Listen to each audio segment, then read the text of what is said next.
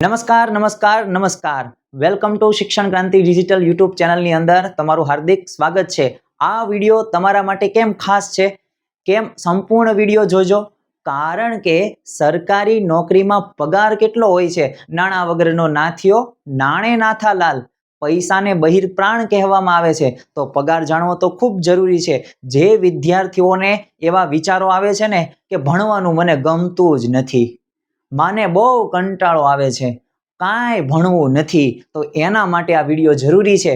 જો માતા પિતા તરીકે આ વિડીયો તમે જોતા હોય તો એક માહિતીનો સંગ્રહ માટે પણ ખાસ આ વિડીયો જોજો અને તમારા બાળકને આ વિચારની એક રોપણી કરજો કે જેથી એ સારામાં સારું શિક્ષણ લઈ શકે। કારણ કે પૈસા તો દરેક ક્ષેત્રની જરૂર છે અને દરેક ક્ષેત્રમાં જરૂર પડવાની જ છે પૈસાની। તો એ પૈસા પગાર કેટલો હોય છે? આમ તો 8મું પગાર પંચ અત્યારે આવ્યું છે, હજી એ પોતે અમલમાં નથી આવ્યું, પરંતુ એના આંકડાઓ અહીંયા દર્શાવવામાં આવ્યા છે।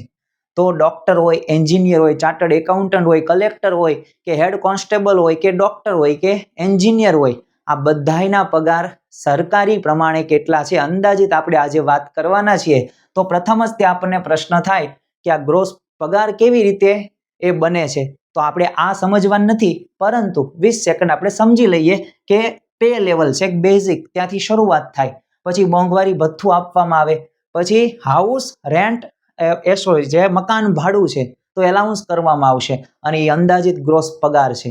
કેટલો પગાર કયા ક્ષેત્રની અંદર મળે છે તો એની આપણે પ્રથમ જ તે વાત કરીએ તો જો તમારે શિક્ષક બનવું છે, જો તમારે સંશોધન ક્ષેત્રની અંદર આગળ વધવું છે, તો પ્રથમ તે પ્રાથમિક શિક્ષક છે જે 1 થી 5 ધોરણની અંદર, તો એનો પગાર છે 78,000। આ એક વર્ષનો પગાર નથી, યાદ રાખજો, એક વર્ષનો નથી, એક મહિનાનો પગાર છે, અને રજાઓ તહેવારો એ બધું બાદ કરી નાખવાનો, તમને મહિને 78,000 રૂપિયા મળી જશે। પછી ટીજીટી શિક્ષક એટલે કે જે માધ્યમિક શિક્ષક છે ધોરણ 6 થી 10 ધોરણમાં, તો એને 91,000 સ્ટાર્ટિંગ પગાર।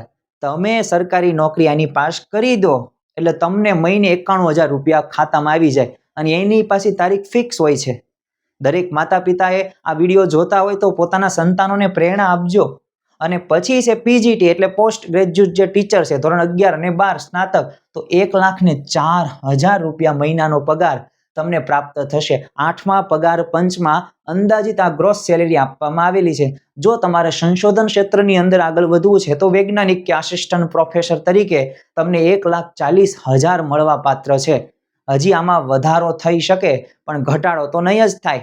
અને પછી આ સરકારી નોકરીનો ફાયદો શું? મોટામાં મોટો એ દર 6 મહિને, વર્ષે, 2-3 વર્ષે બધામાં અલગ અલગ નિયમ આવે, એ વધતો જ જાય છે। કેટલો વધે એ ભવિષ્યમાં આપણે વાત કરીશું, પણ આજે આપણે આની વાત કરવી છે। પછી વહીવટી, તમારે કોઈક સારું એવી વહીવટ કામગીરીમાં આગળ વધવું છે તો એના માટે પણ સિવિલ સેવાઓ છે, ક્લાર્કનો તે 50,000 મહિને પગાર। પછી સેક્શન ઓફિસર, અલગ અલગ વિભાગના જે વડા હોય છે તો એને 1,29,000 પગાર મહિનાનો। ફરી વખત કહું છું, આ મહિનાનો પગાર છે। અને ત્યારબાદ યુપીએસસી દ્વારા લેવાતી એ પરીક્ષા એટલે કે આઈએસ, આઈપીએસ અને આઈએફએસ, તો આ ત્રણેય સેક્શનની અંદર 2,10,000। આઈએસ એટલે કે જિલ્લાનો રાજા, આઈપીએસ એટલે સુરક્ષા ક્ષેત્રની અંદર પદ કહેવાય, અને આઈએફએસ એટલે ઇન્ડિયન ફોરેસ્ટ સર્વિસ કે જે જંગલનો મુખ્ય અધિકારી કહી શકાય, તો એને મહિનાનો 2,10,000 પગાર મળે। આવા 2,10,000 એટલે કેટલા થાય તમને કહું, 12 મહિનાના ખાલી 24 લાખ થાય। કેટલા? ખાલી 24 લાખ રૂપિયા તમને 12 મહિનાના મળે। જો ઘણા બધાને આ પગારની ખબર હોતી નથી, પણ ખરેખર આ વિડીયો બનાવ્યો છે ને તો એનો હેતુ શું છે? આ પગાર જાણો। પગાર માટે કંઈ મહેનત કરવાનું એમ નથી કહેતો, પણ આ જાણેલું હશે, આપણા બાળકોને આપણે કહેશું તો તમારો બાળક કહેશે પપ્પા મારે છે ને આઈપીએસ બનવું છે, પપ્પા મારે છે ને સેક્શન ઓફિસર બનવું છે, અને મારે આ વિભાગમાં જવું છે। અને વિચાર તો કરો, ભારત સરકારના સચિવ જો તમે બનો, સરકારીની વાત થાય છે, તો 3 લાખ જેટલો મહિનાનો પગાર આવે। 12 તેરી 36, વર્ષના 36 લાખ રૂપિયા। તો આ પ્રકારે તમારે જો વહીવટ કે સંધિ સેવાઓમાં લાભ લેવો હોય તો આ પ્રકારનો પગાર તમને મળવા પાત્ર છે। પછી આપણે આવશ્યક સેવાઓ, તમારે સેવા કરવી છે, એવા વિભાગમાં જવું છે, કંઈક તમારે વિશેષજ્ઞ થવું છે, તો એના માટે પણ અલગ અલગ છે। પ્રથમ જ તે ન્યાય અને સુરક્ષા બાબતે લો અને સિક્યુરિટીની અંદર હેડ કોન્સ્ટેબલના 69,000, જજ બનવું છે તમારે તો 1,50,000, ત્યારબાદ તમારે તબીબી કે કોઈક ટેકનિકલ વિષય વિભાગની અંદર જવું છે અને સરકારી નોકરી પ્રાપ્ત કરવી છે તો જુનિયર એન્જિનિયર તરીકે 92,000 રૂપિયા તમને મળશે મહિનાના. સરકારી ડોક્ટર 1,30,000. અને ત્યારબાદ જે પાયાની સેવાઓ છે કે એમાં પટ્ટાવાળો જે પિયુન ક્લાર્ક તો 45,000 પગાર. 45,000 એટલે કે દિવસના તમારે 1,500 રૂપિયા. જો રજા બાદ કરી દો તો અંદાજિત 2,000 રૂપિયા. અને પાછો આનો સમય પણ તમને તો ખ્યાલ જ છે. સમય શું છે? સવારે 6 થી સાંજના 12. નહીં, એ સમય નહીં. સરકારી એ જે સમય છે એ 10:30 થી લઈને 5-6 વાગ્યા સુધી, 2 કલાક આમથી આમ આગું પાછું હોઈ શકે, પરંતુ 7-8 કલાકના આ ખાલી પટ્ટાવાળો પિયુનમાં અને પોસ્ટમેનમાં 55,000 તમને મળવા પાત્ર છે. જે વિદ્યાર્થીઓને આળસ આવે છે ને ભણવાની અંદર કે મારે આ કાંઈ ભણવું નથી, મને કાંઈ યાદ જ નથી રહેતું, જે ધાર્યું ધણીનું થાય તો ધાર્યું ધણી ન થાય, આપણે ધારવું પડે. આ બધું આપણને ખબર હોવી પડે. એક જાગૃત માતા પિતા તરીકે આપણને ખબર હોવી પડે કે મારા બાળકને આ બધી ખબર હોવી પડે તો આમાંથી એ નક્કી કરશે અને એને એક મોટિવેશન મળશે. ત્યારબાદ મિત્રો, પગાર માત્ર પૈસા નથી, તે તમારી મહેનત, જ્ઞાન અને જવાબદારીનું મૂલ્ય છે. આ બધોય પગાર કોને મળવા પાત્ર છે? કે જે પોતાના ક્ષેત્રની અંદર શિક્ષણમાં પોતે સારું એવું કામ કરતા હશે. મહેનત, એકાગ્રતા, સ્માર્ટ વર્ક કે હાર્ડ વર્ક, આ બધું એનામાં હશે નિયમિતતા ને એને જ આ બધા પગાર મળશે. બાકી તો ખાલી જોઈને રાજી રહેવાનું કે આનો આટલો બધો પગાર, ઓહો કેવા જલસા, પણ એ જલસા પાછળ એની મહેનત હશે, એ જલસા પાછળ એનું જ્ઞાન હશે, એ જલસા પાછળ એને કંઈક જવાબદારી લીધી હશે, રિસ્પોન્સિબિલિટી લીધી હશે. એમ તમે ક્યારે જવાબદારી આ લ્યો છો?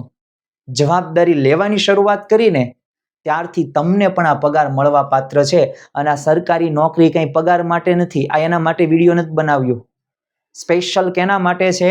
તો તમારે સમાજમાં માન સન્માન તમારે જોઈએ છે તો સરકારી નોકરી એ શ્રેષ્ઠ ગણી શકાય. તમારે નોકરી એક સિક્યોર જિંદગી જીવી શાંતિથી, તો એના માટે સરકારી નોકરી છે. અને દેશ સેવાનો પણ અવસર તમને પ્રાપ્ત થશે. આ કોઈ પગારની આશાએ હું નથી કહેતો. તમે જો આઈએએસ બની ગયા તો તમે જિલ્લામાં સારું સારું કામ કરીને એ લોકોના હૃદયની અંદર તમે પ્રસ્થાપિત થશો. એ લોકો તમને દુઆ આપશે. એટલે આ કોઈ પગાર માટે નહીં, પરંતુ બધાને કેવું છે, પૈસા હોય ને પગાર, ત્યાં લોકો વધુ દોડે. એટલે મેં તમને આ પગાર કીધો એ પાછળનો ઉદ્દેશ આ જ છે કે તમે આ તમારા સંતાનોને આ જણાવો અને આજે મહેનત કરશો તો કાલે સફળતા અવશ્ય પ્રાપ્ત જ થશે. એક દિવસની મહેનત નહીં, પરંતુ સતત મહેનત છે ને એ જીવન બદલી નાખે છે. પણ 2 રસ્તા છે આપણી પાસે. 2 રસ્તા કયા? એક આ રસ્તો છે, એક આ રસ્તો છે. તમારે ચોઈસ કરવાની છે, તમારે પસંદગી કરવાની છે. એઝ અ માતા પિતા તરીકે તમે શું સિલેક્ટ કરશો? તમારા બાળકને શું આપશો? શું આ વસ્તુ આપશો? તો અત્યારે તમારા હાથમાં છે જ તે. તો આ શું તમારે મોબાઈલમાં સમય બગાડવાને બદલે જો તમે પુસ્તકોમાં સમય એ રોકાણ કરશો ને તો અવશ્ય તમે આ પગાર નહીં, અહીંથી વધુ આગળ વધી શકશો. તો હવે ચોઈસ ઇઝ યોર્સ. તમે શું સિલેક્ટ કરશો એક માતા પિતા તરીકે? તમારા સંતાનોને તમે શું આપશો? તો એક જાગૃત માતા પિતા તરીકે આપણે આ સિલેક્ટ કરીએ. અને જો જાગૃત નહીં હોય તો આ તો આમ સિલેક્ટ થઈ જ જવાનું છે. તો આ વિચાર ઉપર તમે અવશ્ય વાત કરજો. અને આજનો વિદ્યાર્થી જ આવતીકાલનો શિક્ષક, ડોક્ટર, જજ, વૈજ્ઞાનિક કે આઈએએસ બનશે. એક નિર્ણય તમારા આખા જીવનને દિશા બદલી શકે છે. તો અવશ્ય આપણા જીવનને સફળ બનાવવા માટે આ પગાર તો ઉપયોગી છે જ, તે જરૂરી જ છે. પૈસાથી જ બધું ચાલે છે, આખી દુનિયા પૈસા ઉપર જ નિર્ભર છે. તો આપણે પણ એક સક્ષમ વાલી તરીકે, એક જાગૃત માતા પિતા તરીકે આપણા સંતાનોને આ વાતથી અવગત કરીએ, જેથી ભણવામાં પોતે આગળ વધે. એને જ્યારે આળસ કે કંટાળો આવે ને ત્યારે એને આ તમે કહેજો, એને તમે આ જાણ કરજો, આનાથી અવગત કરજો, જેથી એ પોતે સારામાં સારું ભણશે અને આગળ વધશે. તો જેને પણ કંટાળો આવતો હોય ને ભણવાની અંદર, જેને પણ શિક્ષણ ગમતું ન હોય ને, કાળા અક્ષર કુહાડે મારા બરાબર થતું હોય ને, તો એને આ વિડીયો સંપૂર્ણ જોજો, બીજાને મોકલજો. અને હા, જો તમને આમાંથી પ્રેરણા પ્રાપ્ત થઈ હોય, મોટિવેશન મળ્યું હોય તો અન્ય માતા પિતાને અને બાળકોને પણ અવશ્ય મોકલજો કે જેથી એ કંઈક જાણે, કંઈક જાણશે તો કંઈક શીખશે, કંઈક શીખશે તો કંઈક કરશે. મળીએ આવા જ કંઈક નવા વિડીયો સાથે, નવા વિચાર સાથે. ત્યાં સુધી જોડાયેલ રહો શિક્ષણ ક્રાંતિ ડિજિટલ યુટ્યુબ ચેનલમાં.